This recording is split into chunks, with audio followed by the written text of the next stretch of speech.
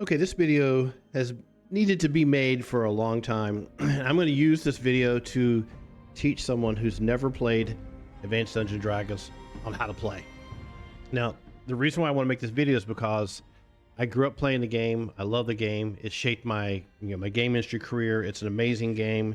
And in the modern world, things have changed a lot. Some of the things have become over too many mechanics, too many, voice acting, too many silly streaming and all kinds of business like that, which there's nothing wrong with that. But I'm kind of an old school guy, and I want people to actually understand how easy it is to get in there and run an Advanced Dungeons & Dragons adventure on the weekend with kids or with family members or with some 5th edition players or some Pathfinder players. Now, the thing that we all understand is that if you have played role-playing games before, you understand, how it functions, where you have a character and you roll up statistics for the character based upon dice rolls, and then from that you establish like a class, and things are very, very similar across the board. Ever since Advanced Dungeons & Dragons and Classic Traveler first came out, gaming kind of took these two different routes. The class-based armor class roll to hit system that's permeated D&D forever in all its versions, which is very simple and very fast. You can do really huge, massive battles very quickly. It has slowed down tremendously once we started putting skills and feats and all this kind of stuff into the game systems. I mean, Pathfinder 2nd edition now is probably like the slowest version of D&D ever created, although it has lots of other cool strengths about it. We're going to simplify things for you today. I'm going to simplify things to such a degree. If you just do exactly what I say, you can run a totally cool adventure on the weekend, and no one's going to go, wow, that was terrible, I hated it. They're going to be like, can we do another one? Because there's probably easily 50,000 hours of adventures from the golden age of Advanced Dungeons & Dragons, not the original of Dungeons & Dragons, and not 2nd edition, and not 3rd edition, or 4th edition, or 5th edition, the original Advanced Dungeons & Dragons, because that is when TSR was cranking out incredibly exciting modules and adventures and treasures and supplements and all kinds of cool stuff. All right, let's go ahead and jump in.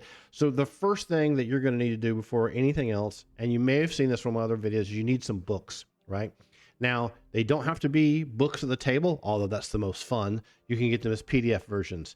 Back in 2012, they reprinted the original classic Player's Handbook and Dungeon Master's Guide and Monster Manual with this different type of cover, and they reformatted everything. They didn't change any of the content. It's still the original book, but it's very clean in PDF format, right? You can get this printed as print on demand. I recommend you grab those. You may have seen the cover image. These are print-on-demand versions that I have. They're great. I mean, they're like a brand new book from 1977. Fantastic. So what books do you actually really need? Well, if you have players, every player really needs to have a player's handbook. If you're the Dungeon Master, you need a player's handbook, and you need the Dungeon Master's Guide. You also need a copy of the Monster Manual. Now, this one I have here is an old version of it, this PDF version here for the sake of the video, but you could also have the reprint version as well.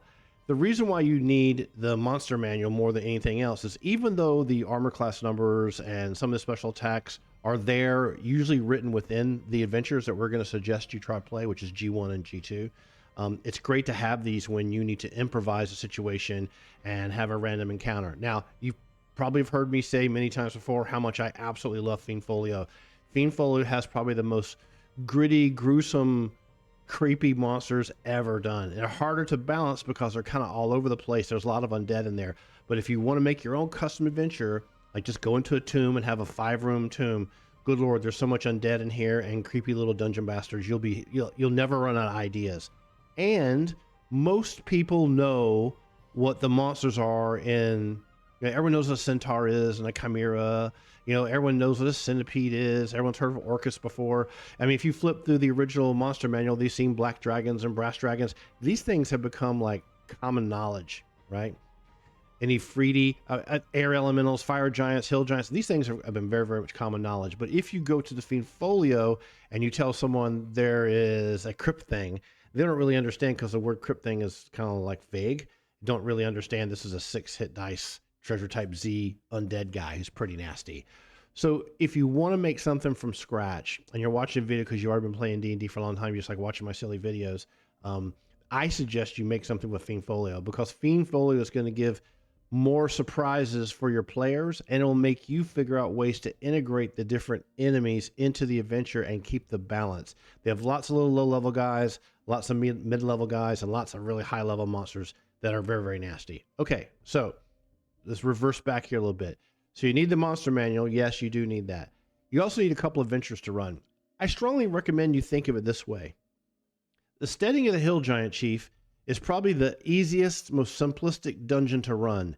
It's like invading someone's fort, probably at nighttime, and fighting a bunch of hill giants and his related buddies in hallways designed for hill giants. There's really big, wide hallways. It's a lumber and log created fortress, right? It's great. The only problem is that you're going to have a couple rooms in the G1 are kind of big and kind of heavily packed with a lot of enemies. So like the main throne room is kind of a pain. If you don't know how to run something that big, it could be overwhelming. It does have a dungeon level as well. Let's just flip through it real quickly before we talk about G2. Why would I suggest you play this one? Well, first of all, it's a very rectilinear grid, as you can see on the left-hand side. And on the right-hand side, there's a dungeon level, which is all kinds of like sloping passageways and little caves and waters and wild stuff that the typical TSR AD&D dungeon always had. These shaped passageways that have nothing to do with the building up top, but they're great for dungeon adventuring, right? This adventure in of itself isn't really like something that's going to be complicated. You're not going to a village and then talking to a person and then going off to a tower somewhere else and then going to the moat house and not understanding how the druids connect to the small little community and which one. You're not having to do this Netflix type crap. You're kicking in the front door. You're killing everyone that's in your way. You're trying not to wake everyone up. You might be doing some, stealthy type combat. And it's a great kind of James Bond vibe, military Delta Force insertion kind of a map, because there's multiple ways for it to be played. Like you don't always have to go in at area 1. You could come in the back at area 22. So I always recommend people to play this if your adventurers and your players are hack and slash. They don't want to talk to a bunch of NPCs. They're not running around in a town trying to buy a magical Vorpal sword, all this kind of stupid stuff that you see happen in Pathfinder. You have players just want to have equipped cool characters that you're going to roll up. They're going to have some magic items, and they're going to go in there and play their paladin and their ranger and their illusionist and their magic user, maybe not even multi-classing, and just kill a bunch of stuff and get a bunch of loot. The problem in the map primarily is going to be crowd control and not getting yourselves too overwhelmed, right? Which can happen. And of course, there's a much more slower paced dungeon level below that. The other alternative I would suggest is the Glacial Rift of the Frost Giant Jarl. Now, why would I recommend this one? This one just has this really interesting, great theme of being in this massive exterior rift, which is kind of hard to draw on a mapping table, with all these caves everywhere, with a variety of Arctic and frigid environment enemies. And so because of that, you're not just fighting hill giants the whole time and a couple of dire wolves. You're fighting all kinds of creepy Arctic creatures, everything from Yetis to, gosh, some of the other ones that are in here, right? There were Morhas. So, but there is a frost giant theme that really kind of kicks in once you get down to the lower level, which is this page here on the left-hand side. This one's good if you just want to have something that feels like, hey, we can kind of take over Area 9 and set up a camp here and no one's going to know. So because it's so large, right? Because there's so much distance between, Area 23 and Area 26. I mean, you're talking about a 70-foot long cavern before you hang a right to go another 70 feet to get to Area 26. It's not as hard for the party to weasel around and kill a bunch of stuff and make a bunch of noise and not really worried about reinforcements. There are a couple of areas that do have some, if you make a bunch of noise here, reinforcements will come, but it's for a party likes to blunder around and go in a room and wipe it out and loot everything and then move to the next area. This is a really good map because of so many dead ends. And so think about your players. Like if they're young, 12, 13, 14-year-old guys and girls, they may just want to go in there and, wipe out a room, have a cool fight, get a bunch of treasure, and then go to the next room and never worry about being stealthy, right? And never worry about, should I nail this door closed so they can't get through and all this kind of stuff. That's the problem with the Steading of the Hill Giant Chief. So think about your players and pick one of these two maps for them, right? Why would you want to pick these? Well, everyone loves the Village of Hamlet and they love, keep on the Borderlands. In Advanced Dungeons and Dragons, you gain hit points for every level you gain. And magic users and illusions only have D4 hit dice, as do monks, right? Imagine being a level 6 monk and you have 7 hit points. That's actually possible if you play the game by the book. Now, if you read my house rules, you'll see I suggest all the players start with max hit points, but that's up to you. I'll put a link to the house rules I have on the in the description of the video. The reason why I think you should play a higher level adventure because it gives players a chance to feel more heroic and make some choices about what abilities and what spells they might have or what gear they have. And when they get a piece of loot, it's like, wow, I can feel the power difference now. You know, I've got a +3 sword. This is a big deal. So it feels more meaningful to play heroic, quasi-heroic characters. Now, in the setting of the Hill Giant Chief, you go to the very beginning, they're basically saying in this area right around here, let's just see if we can highlight this for you. Actually, I probably shouldn't use the highlighter too because it'll probably make the things run bad. But let's just give it a millisecond here. If you try to, in this area right here, right? You know, they want you to run Optimix's 9 characters of various classes, average experience level, at least 9th level, 2 to 3 magic items each. That's pretty easy to do. You don't have to do a lot to have a party that does the same thing. You could do the same thing with the Glacial Rifts of Frost Giant Jarl. You can see in this kind of hard to read italicized area here, they're saying the same. They're saying the same exact kind of thing, where they're saying a group of 9 characters, various classes, 2 to 3 magic items each. I actually find it more fun to have smaller parties and give your smaller party a level or 2 more, like 10, 11, and 12, right? Because they're going to hit more, and they're going to do more damage, and they're going to be more resilient, and they're going to be able to use magic items that are pretty nasty, and you won't need as many players. Because when you're first playing D&D with a group of friends who haven't really played before at all, their individual characters are not as massively heroic as they are in 4th edition or 5th edition or Pathfinder 1 or Pathfinder 2nd edition or 3rd edition. Those other editions of the game are much more character power centric. You're choosing feats, you have class feats, you have all this cool stuff, these amazing things you can do to enemies as a singular superhero, right? Where in Advanced Dungeons and Dragons, you're not doing that as much. You're much more working in a party, in a group with, you know, a magic user and a cleric and a fighter and a ranger and an assassin and a thief and all the different fun classes that there are in the game. So people are running, you know, they're attacking. They're just attacking. They're not using a feat. They're not using a trip, you know, element on a spear or something like that, a trait on a weapon. So the attacks are much more what you describe that you're doing as opposed to a feat or ability or special power that you're using like in 4th edition. Okay, so what do you do first? Well, the first thing you want to do is tell everyone that, hey, I'm thinking that we're going to play this Steading of the Hill Giant Chief. It's this really crazy fort, you know, controlled by hill giants in these mountains somewhere, and you guys have all been hired to go in there and rescue someone or make up whatever plot line you want. There's a reason for going here besides just kill everything, and it can be that reason too. Then the next phase you want to do is you're going to make sure that players are rolling up their characters, and it's not that hard to do because like every other version of D&D or role-playing game, you have all these statistics or ability scores. So what I suggest you do first and foremost is make sure these players who can play these characters kind of understand what the classes are first before they start rolling up the ability scores. And so you're going to kind of need to give an introduction to all the different classes. So you want to talk about the fighter, what the fighter can do. You want to talk about that subclass, the paladin, what the paladin can do. Because they may have preconceived ideas what these classes can do from playing EverQuest, right? Or playing World of Warcraft or watching movies, right? Or even playing 5th edition. These character classes are not godlike superheroes. They have good hit points. They wear good gear. They have low armor class. When they're equipped properly, they can do decent amounts of damage. You can attack multiple times per round as you get higher in level, but there's nothing about them that makes them extremely versatile in every situation. They usually need a party of friends with them.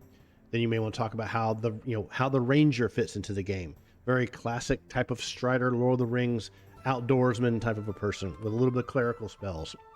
You may want to then talk about like magic users, which is basically like the main spellcaster in the game world, which is also subsequently subclassed by the illusionist, which is one of the most creative and most difficult classes to play, one of the most difficult classes for a dungeon master to mitigate and adjudicate the situations at hand, because a lot of players can come up with illusions that are just kind of fictitious out of their imagination. You want to talk about the thief and the assassin. You know, these are the roguish type classes that are hiding in shadows and picking pockets and climbing walls.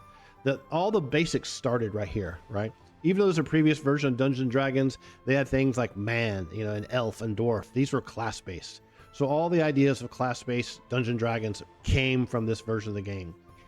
There's, of course, there's special ones called the monk, right? And the bard is in the back of the book. If you ever want someone who wants to play a bard, which for some reason has become insanely powerful in the last 10 years, I don't know why. The bard is always concluded in the back of the player's handbook. Let's see if we can find it for you here. Okay, here we go. So there's a section that talks about, after all the psionic stuff, it talks about Appendix 2, the bard, what races they can only be human or half-elven, how they advance all those level 23, how they work, all that kind of business. So if there's for some reason the bard was kind of put as an afterthought in the original version of Dungeons & Dragons Player's Handbook. Once you've got everyone kind of situated on what the different classes can do, then you want to say, okay, here's what I want to do. I want you to roll these ability scores in a matrix, right? And then we're going to move the numbers around to fit the class you want to play, right? Now, the other approach is, which is not very well received in the modern world, is to roll the ability scores and you play what you can play.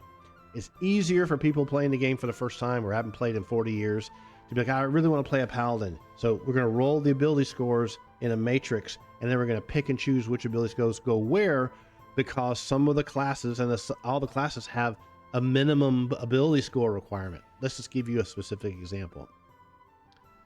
Oh, let's say you're going to try to roll up a paladin. Your minimum strength has to be 12. The intelligence has to be at least 9. Wisdom has to be 13. Constitution has to be 9. And not less than 17 charisma, right? And if they have a strength and wisdom in excess of 15, they get like a 10% experience point bonus. So these are things that aren't in a friendly defined chart. You usually find the ability score requirements at the beginning of every entry. Like it tells you, like, even to be a fighter, you got a minimum strength of 9, a constitution of 7, which is pretty low, actually, to tell you the truth. Remember, the way we like to roll the characters is you're using 6-sided dice. You're going to roll 4 of them and drop the lowest one. So say you roll 4 6-sided dice and it goes 3, 2, 3, 4, and 5. Actually, that's good. Let's redo that. 2, 3, 4, and 5. That's 4, right? You would drop the 2. So you have 3, 4, and 5, right? And then you total those up and that becomes a number between 3 and 18. So all the ability scores in the original Dungeons & Dragons range from 3 to 18. You can have ability scores higher than 18, but it's extremely unusual. Unless someone's wearing like a magic item or they're an elf, they got a bonus to their dexterity, etc., like that. So you roll up a bunch of ability scores without them being assigned to any specific ability score, a bunch of numbers, and then you pick and choose where you want to put them. Like, so there's the ability scores are going to be strength, intelligence, wisdom, dexterity, constitution, and charisma. So if someone's trying to play a rogue, the highest number, you probably want to put that into their dexterity. The reason you want to do this is most of the original Dungeons & Dragons classes have a primary ability score that's going to 1 or 2 ability scores. They're going to give them a bonus to experience, but everyone wants to have high constitution because that affects hit points. That's why I highly recommend that if you're going to run a D&D game, you use my house rules, which is max hit points for characters when they start. You don't need to roll a D8 of a ranger and find out that at level 6 you only got 1 hit point. It just seems kind of ridiculous.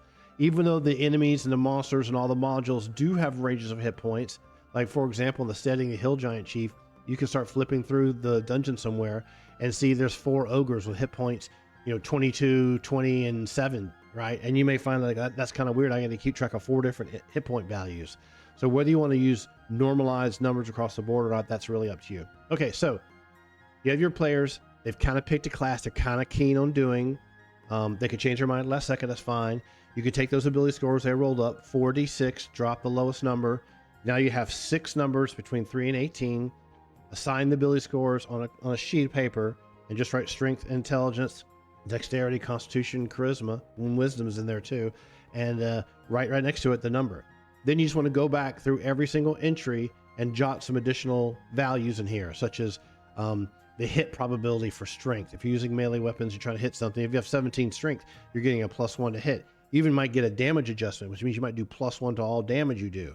So therefore, let's say you're using a longsword, which does 1d8 damage, 1 to 8 damage, and you hit something, and you have that 17 strength, it's going to be a minimum 2 to 9, okay? So your range gets higher. Your chance to hit goes up as well. So you want to go through and kind of jot down some of these additional things you'll see in these little gray alternating charts, like how much weight you can carry, how much you can open a door, bend bars, and lift gates. But if you forget to do that, it's okay, because if the situation comes up, you can just flip to page 9, and boom, there it is. So it's very easy to quickly look things up. For intelligence, it's really oriented around magic users and how to know the listed spell and how many spells I can have per level. You can completely ignore that, right? Or you can play into their existing spell system, which has X number of spells, a chance for you to memorize them. There's a chance that you won't be able to memorize them all. I don't ever play that way. The reason why is excessively complicated to play a class that can't memorize something, you know? But then again, in the original, they call it Venation spell casting system that you see in Dungeons and Dragons, the Advanced Dungeons and Dragons, say you have level 4 spell and you memorize that same spell 3 times and then maybe one other spell to take up almost like spell slots. You're having to memorize the same spell 2 and 3 times. Imagine trying to memorize a German word for a train, like Bahn, right? You have to memorize the word Bahn 3 times to be able to say the word Bahn 3 times. It just never made any sense to me. And we were little kids, we never used it. You can use that if you want to, but if you've got new players playing, I find it to be kind of an excessive complexity. Wisdom is really going to be something that's going to affect druids and clerics, because it's going to affect things that happen for them for their spell bonus and the chance of their spell failure. There also is a magical attack adjustment. So if a character is having a mental attack upon them, like beguiling and charm and fear, hypnosis, illusions, you can get a bonus if you're very wise. If your wisdom is very high, you have a better chance of having those things not affect you. And dexterity, as you might think, is always going to be something that's going to affect your armor class. It's called a defensive adjustment. And there's something else called reaction attacking adjustment. Advanced Dungeons and Dragons uses this really bizarre kind of segment-based one minute melee round. We divide it up into 10 6-second segments. No other version of the game ever used that system ever again. They always went for 6-second melee round. In my house rules, I suggest you do the same. But if you are going to play with the original rules and you want to respect that, this reaction attacking adjustment is going to have an impact on a bonus for both surprise situations and missile combat attacks. So you're jotting these things down, you're writing the word dexterity down, you're writing the 2 little stats down that line up with the number, and you do the same thing for constitution. You say, hey, I got 12 constitution. You don't get any extra hit point bonuses. Your system shock survival is 80, and your resurrection survival is what, 85. A little bit of rant about this. I've been kind of under the weather, so my voice sounds stupid. So one thing I've always never understood, and we never did it, was that people whose characters wipe, they call it a TPK, a total party kill. If you're in a fight and someone dies, if you pull out and escape, you can come back and retrieve your comrade, unless their body's being devastated on the ground and chewed up into bits, or they fell through a void hole in the Tomb of Horrors. The fact that people die and roll a new character up, to me, seems counterintuitive. The opportunity to grab that corpse and take them to a high priest in the region and have them pay them to try or do a quest for them as a, you know, as a payment in a way to get them to resurrect your fallen comrade. I mean, even in the Conan movie, they're doing this, right? What was it? Don't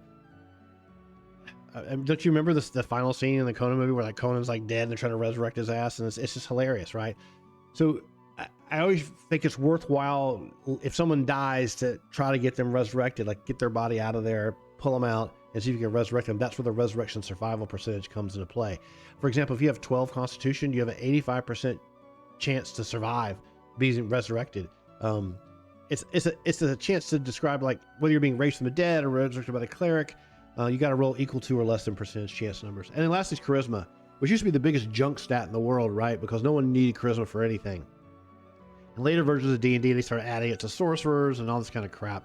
And even in 4th edition, it's like nutty. In reality, it's like if you're playing a D&D situation, someone's trying to do some talking to another character, the charisma might be something you could jury rig a bonus for them, right? You could use that max number of henchman number if you wanted to and cut it by 2 and say, hey, listen, I want you to roll D20 if you roll 15 or higher. This is something you're stealing from another edition. You could do that to give them a better chance of convincing someone of their argument. But it was originally designed in the original game because people were considered to become great heroes and have castles and towers off in the wilderness somewhere and attract followers and have a church and having a small contingent of men-at-arms that guarded your treasure, and you were a great leader like King Arthur or some shit. And it's like, you know, you would have this loyalty base and reaction adjustment. And even running in dungeons, people were hiring men-at-arms from the, you know, city-state of the Invincible Overlord to run around the dungeon with them and die, like guys in red shirts from Star Trek. Personally, it's not as fun and not as heroic. I always thought it was much cooler to have the party of characters, the players, going into adventure, and not having fodder dummies they're splitting treasure with them. So charisma is kind of a junk stat if you think about it in Advanced Dungeons and Dragons. Now remember, you need it though for certain classes like the Paladin, and I feel sure the Bard needs it as well. So now you've got the adventure design ready to go. You've read through it. It's only like 7 or 8 pages. Your friends have made their character choices. They've rolled these characters up. Now you're going to have to kind of equip them with gear, right? And some of them aren't going to really know because there's certain restrictions. Like a druid can only wear certain type of weapons and use certain types of weapons, wear certain type of armor, and the fighter's the same way. So are all the other classes. All the classes have a limited amount of weapons and arms and armor they can use. That's where you kind of want to skip ahead here to this next section where it talks about armors and weapon permitted. It's on page 19 in the lower hand corner. So we're looking down here now. We're looking down here, okay? So you're going to learn over time as you play D&D more often than not that what the thief can use, like club, dagger, dart, sling, and sword, you know, what kind of sword, short sword, etc. You're not really going to be bogged down with this too much. Just remember you're playing a magic user. You're not running around with a sword in your hand like Gandalf. So take note of that and make sure that when your players are deciding to, you're going to equip them with gear, right? Because remember we talked about how you want to have characters at least 9th level with 2 to 3 magic items. You're going to have to equip those player characters with some gear. Now on page 35 is all the basic equipment and supply costs. You just let your players pick out the stuff they need, right? If they're level 9, they've been doing this for a long time. They have plenty of money to buy the stuff. You don't have to go to a town and try to buy a glaive or a katana from someone, all that kind of crap. Just let them pick out the basic stuff that they want, right? Make sure they take a chance to look at this weight and damage type tables, like pick a weapon that's going to work for them, like what the difference between a halberd is and a glaive for the damage, 1d6 versus 1 to 10. And they're going to pick the weapons that work for them, that seem cool, that express their character's personality. You're going to kind of give them a crash course on how the armor class table works, which is this area right here. The armor class table in D&D is reversed from all of the versions. So a low number is good. So plate mail and shield is armor class 2. It can go negative. You can see things where someone has armor class -4. That's great. The lower the number, even into the negatives, the harder you will be to hit. Armor class is really something that kind of describes your defensive ability, not your damage mitigation. Now in my own game, Decimation, Kingdoms and Empires, armor's only mitigation and it's not affected by your chance to hit. That's based upon your personal skill. But in D&D, armor's kind of wrapped into skill and damage mitigation, but not really reducing the damage you take. So it's kind of wrapped up into 2 or 3 things at once. So then you can start taking a look at like, okay, your character's gonna be level 9. The initial number of weapons you can be proficient with as a fighter, you know, you're going to start off with like 4. And if you use a weapon you're not proficient with, you're going to have a penalty of -2, and you add 1 every 3 levels, you can pick up a new weapon. This is kind of important because sometimes you're in a dungeon, you get a weapon, it's a scimitar, and you may find the thief is never specialized in scimitar ever. So keep track of that kind of stuff as well. So once you get all the basic gear like plate and shield or chainmail or whatever they can wear, and they got some basic weapons, then you want to go into the Dungeon Master's Guide and go pretty far back in the back and try to find some magic items that you think will work for your party based on what they're going to do and what their characters seem to be, you know, coming around. So you see back around page 119, the Dungeon Master's Guide, you start having things like potions. You'll have scrolls. Those are really good things for people to have. There's magical rings. There's miscellaneous magic items like the Brooch of Shielding or the Arrow of Direction.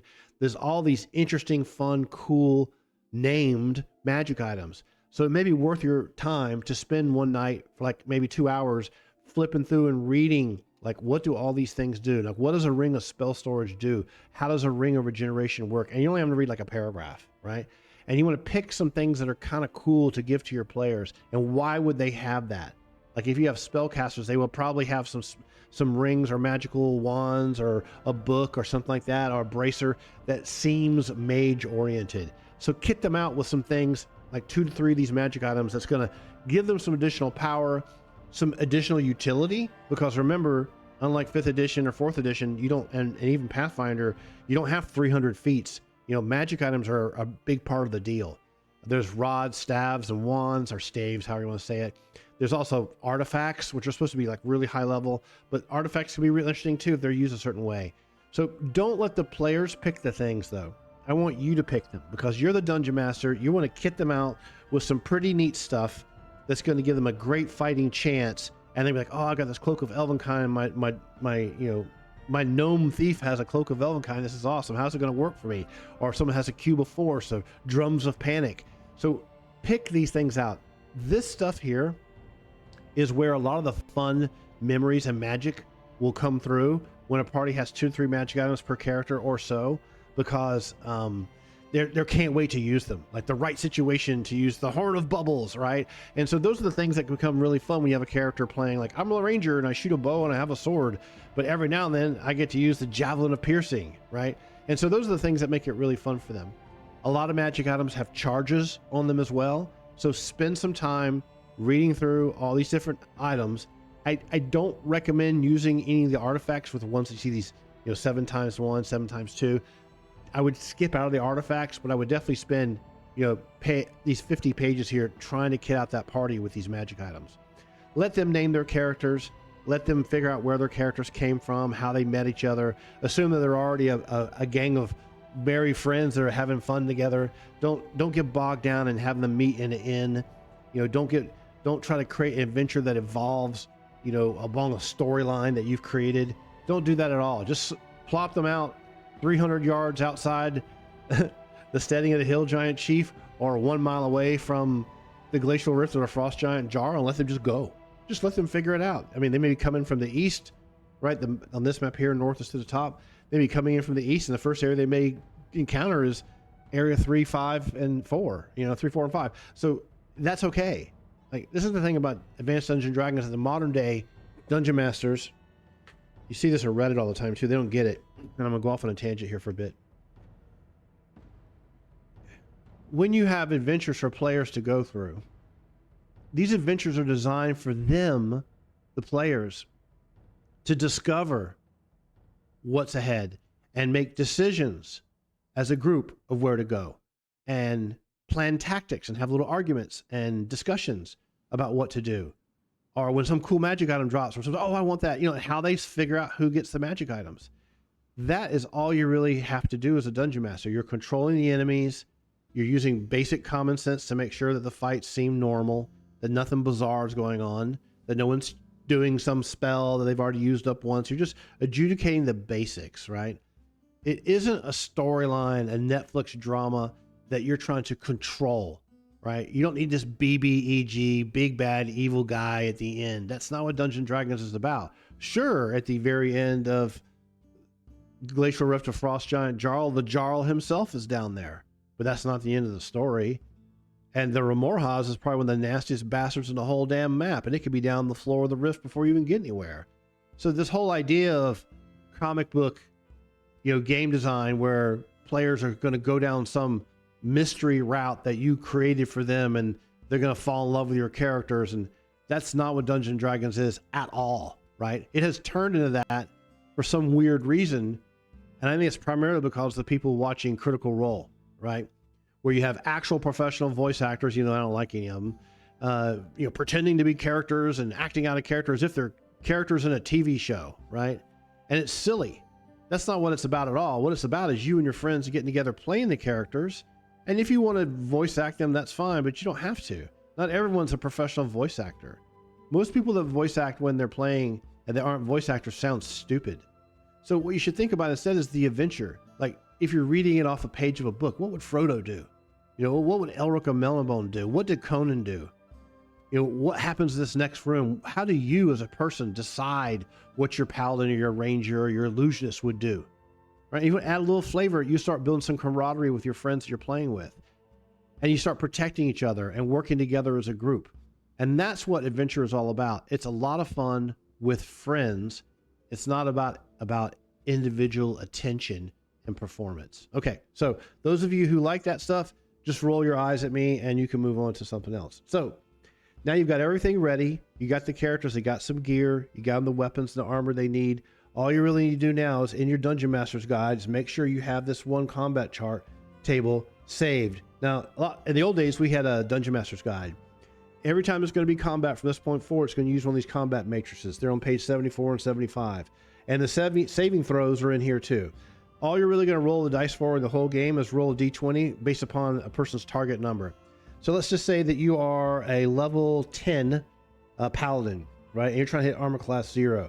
A level 10 paladin needs only a 12 to hit armor class 0. And if they got a 17 strength with +1, they only need a 9. So they're going to hit things relatively well and do decent damage. And as the monsters are higher and higher level, they have more hit points, they have lower armor classes. So you're looking up in a matrix, kind of like you would in a Panzer Leader or Squad Leader or an old board game. It's not a base attack bonus, and the numbers don't become this ridiculous. I have plus 37 to hit, and I'm trying to hit armor class 40. I only need I need a 3 or higher. You know, the Pathfinder and Pathfinder 2nd Edition and some of the other versions of D&D, the numbers just kind of get kind of dumb. And that's one thing about AD&D I think is very cool. You have a target number for your level range, like level 7 to 8, or let's say you're a magic user, your target number to melee something is not very good between level 6 and 10. It gets a little better from 11 to 15. So it's not about you jumping forward and bashing something's brains in and doing a massive critical for 75 damage. It just doesn't happen. The weapons, like one of the most damaging weapons in the game is usually a two-handed sword, and it does the same damage at level 1 that it will do at level 20. Right? The things that will affect that damage number over time is what ultimate strength number you have, and is the sword magical, and that's it. Like, you're not going to find that you suddenly do double damage or you crit with a 19 to 20 on the D20. All those things are things that were added in subsequent versions of D&D to make it more complicated and more character centric, I guess we should say, because the original Advanced Dungeons and Dragons game is not character centric, it's party centric. Even though you're playing a class and you want to have a good time playing that class, and you try to think as a class, and you perform as a class, and you bring your abilities to the table as a class, but you're not single-handedly doing everything by yourself, right? You're not both vying to be the #1 hero. You're a party. You're like a military group going in and attacking the base of an enemy. That's why I think Steadying the Hill Giant Chief and Glacial Rift Frost Giant Jarl work so well for these types of adventures for new players, because that is really what they're all about. They're not about some linear storyline to find Strahd and his fancy castle and all that Ravenloft shit. It's not about that at all. It's just like, hey man, we're going to go in here and try to kill stuff and get a bunch of loot. That's it. You might discover some very interesting mysteries along the way that lead to the next adventure and then the next adventure. So I'm going to close the video with this last section here. That's really all you need to get playing. What's going to be, you're going to find is going to be really fun and really addicting is how much content you can get through relatively quickly. Like, you might play on a Saturday afternoon from 10 until 4, and your players have arrived at the Glacial Rift of Frost Giant Jarl, like I see here on the right hand side, and they may start with area 20, 19, 18, 17, 16, 15, 14, 13, and 1, and end up stopping at area 2. That's a lot of stuff. I mean, they've covered a lot of content. Maybe they need to stop and go heal up and take a break in one of the caves and secure it. But the next time you get to play the next weekend, the players can kind of feel that they've done like a third of the upper level, and they're ready to go do the next level. They want to see what's going on there. And that's what's really fun about it, is the time between playing should make you feel like, oh, Jesus, I can't wait to start playing again, because we did so much. We conquered so much. Let me give you an example. The rules lawyer, this guy's very smart. He's a DEI kind of a guy, but whatever. He loves Pathfinder. He has a really awesome YouTube channel, and he does lots of live play with his little friends and stuff too, right? And that's his world, and he loves it, and I think that's awesome. But if you ever watch their play sessions, like, they're in like one downtown market with 3 or 4 tents and 4 or 5 enemies, and the fight takes like 2 fucking hours. Like in D&D, these fights are over within like 3-4 minutes, maybe 5 minutes at most, unless someone's like indecisive about what spell they want to cast. So take advantage of the speed of play, the sense of adventure, the excitement, and add in the elements that you learn as you're a dungeon master yourself. Maybe you're out of practice of how torchlight works and sound echoes. How can you make sure that when you're reading these dungeons written by Gary Gygax that don't even have highlighted text for you to read, what do you read to the players when they come to Area 5, right? Like, Area 5 says right away, this is the actual entrance to the Jarl's complex. It was always guarded by 2 large frost giants, 60 hit points, with weapons and boulders. One will fight while the other sounds a great iron horn hung on the iron chains from above. The horn requires 1 full round to reach and another round to wind. No treasure here. When the players come in that room and come around the corner, you got to describe the room to them, but you don't have anything here to tell you how to do it. So you're going to learn how to do that the old-fashioned way. And I think that's going to be really fun for you. You got to come up, go, how do I tell? Well, up ahead, you see what looks to be a frost giant. He's kind of sitting down on the ground looking dejected, playing with a rock, while the guy sitting next to him seems to be arguing with him. And that's all you say. It looks like there's some kind of big metal horn or something hanging from a chain behind him, but you can't tell from here. And that's all you got to do. And let the players go in there and wreak havoc and have fun. And because the combat in Advanced Dungeons and Dragons is fast, it's interesting. The way people describe things that they do is what makes the difference in the entire adventure. And as a dungeon master, you're going to find you're going to have to improvise a lot and adjudicate rules that aren't written anywhere, right? And you're going to be like, oh gosh, okay, yeah, I think you could probably pull that off. Yeah, go for it. You don't even need to roll the dice sometimes. You say, yeah, you can do that. Try for it. Jump up and grab the horn and try to keep the horn between you and the frost giants while he's trying to hit you. I'm sure your dexterity is 17. Go for it. You know, those are the kinds of things you'll find are really fun when someone improvises, the players improvise, you have to improvise, to have some grand adventure that you never knew was going to happen. And who knew that an 8-page crappy module with an ugly ass blue map would be the foundation for some of the coolest memories you ever make in your entire life. All right, I'm going to sum things up there. Hope you enjoyed watching the video. In essence, I want to encourage people to play Advanced Dungeons & Dragons because of the fun you can have with it, how much content you can cover, how many interesting adventures there can be, how it's not complicated at all, and how it's really designed for you and your friends to have a great time together, which is what the spirit of the game really is in the first place. Okay? We'll leave you with some music here in the background, and we'll talk to you again real soon.